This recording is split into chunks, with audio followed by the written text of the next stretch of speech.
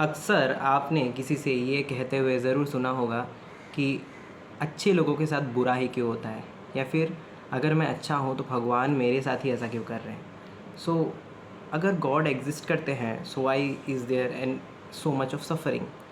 So let's discuss about suffering today and will continue with our series, जहाँ पे हम suffering के बारे में ज़्यादा से ज़्यादा डिस्कस करेंगे। सो इन माई लास्ट वीडियो मैंने आपको कहा होगा कि जो कि ये बुक पढ़ रहा था मैं, आरोहण, इसमें जो राइटर है समर्पण, वो एक स्वामी जी से मिलते हैं ओमकारेश्वर में, और वहाँ उनकी मुलाकात वहाँ उनसे एक बहुत स्ट्राइकिंग वे में होती है, जहाँ पे वो काफ़ी डिस्टर्ब्ड होते हैं और नर्मदा घाट पर बैठकर और पत्थर मार रहे होते हैं पानी में। ये जो नोटिस करते हैं स्वामी जी, उससे वो समझ जाते हैं कि समर्पण डिस्टर्ब्ड हैं। That is quite obvious. वहाँ से उनके कन्वर्सेशन की स्टार्टिंग होती है और स्वामी जी उनसे कुछ ऐसे सवाल पूछते हैं जो मैं आपसे भी पूछना चाहूँगा। Let me ask this questions to you all. वो ये है कि have you overcome your fear? Are you immune to sorrow? Do you have the strength to be happy with nothing to give you company? Have you mastered rejections? Do you stay steady even amidst your failures?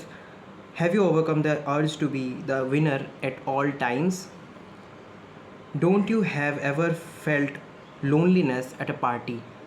बड़े अजीब अजीब questions हैं, और अगर ये सब अगर ख्यालात आपके भी आते हो और ये क्वेश्चंस आपके भी माइंड में आते हो, तो आप ऑब्वियसली सफ़र कर रहे हैं, दैट मीन्स।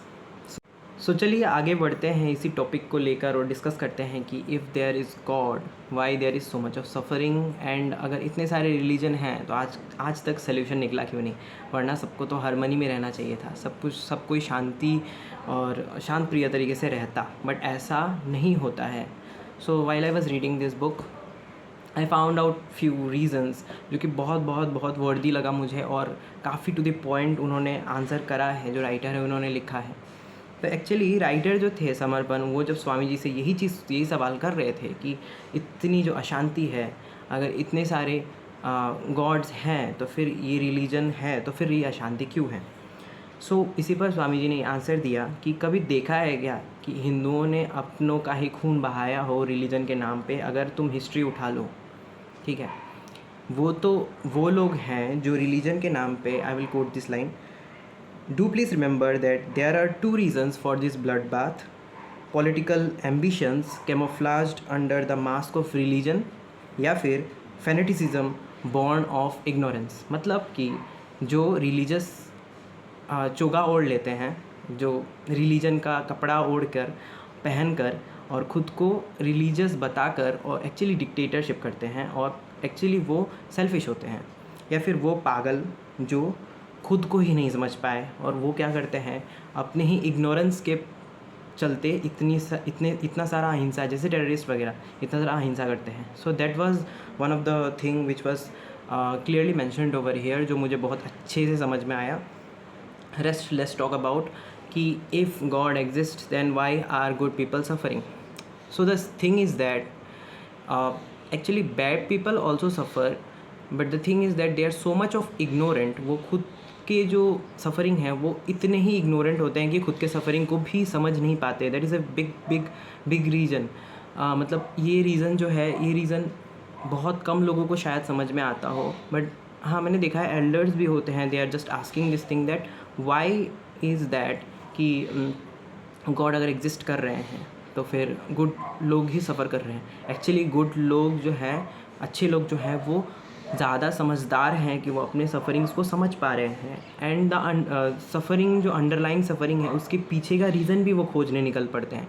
बट जो बुरे लोग हैं, ज़्यादातर लोग, majority, I am not saying all, majority, they are so blind that they don't find any suffering to be heavy on themselves. ठीक है, वो क्या करते हैं, इसको स्किप करके या फिर उसे किसी भी तरह के डिस्ट्रैक्शन से ढक देते हैं।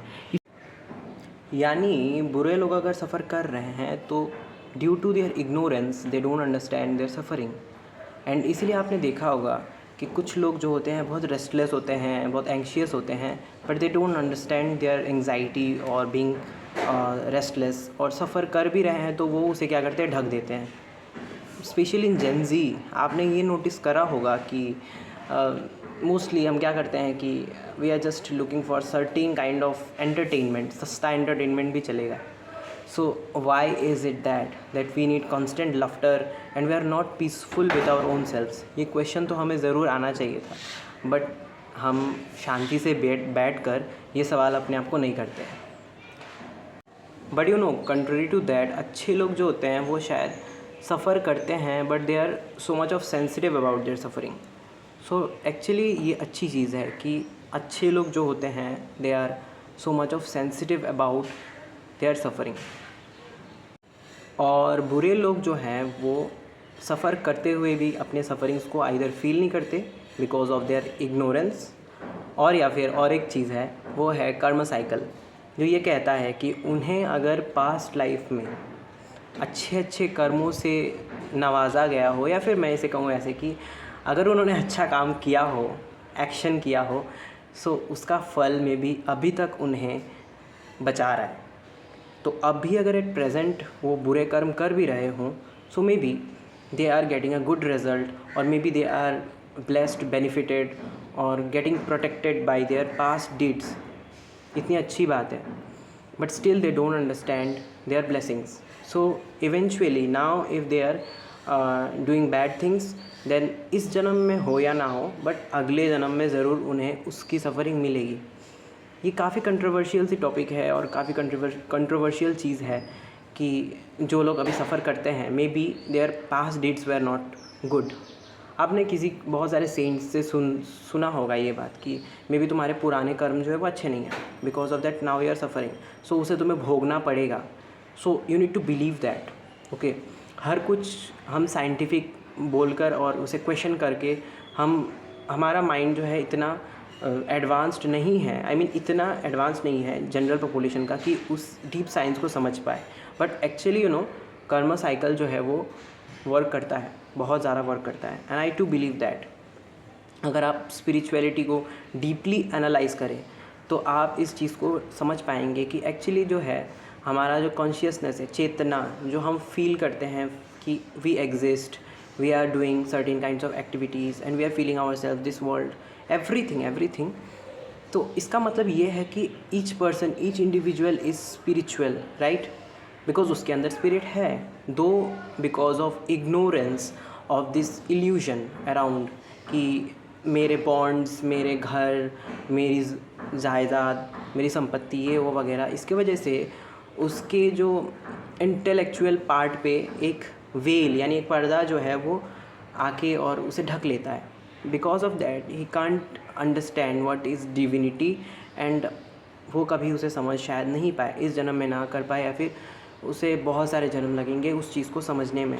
But if you are suffering, that is your first stage to just understand that you were spiritual and you have to work upon that. I mean sensitive enough to work upon that कि तुम उसे ठीक कर पाओ, अपने कामों को ठीक से निभा पाओ, कर पाओ.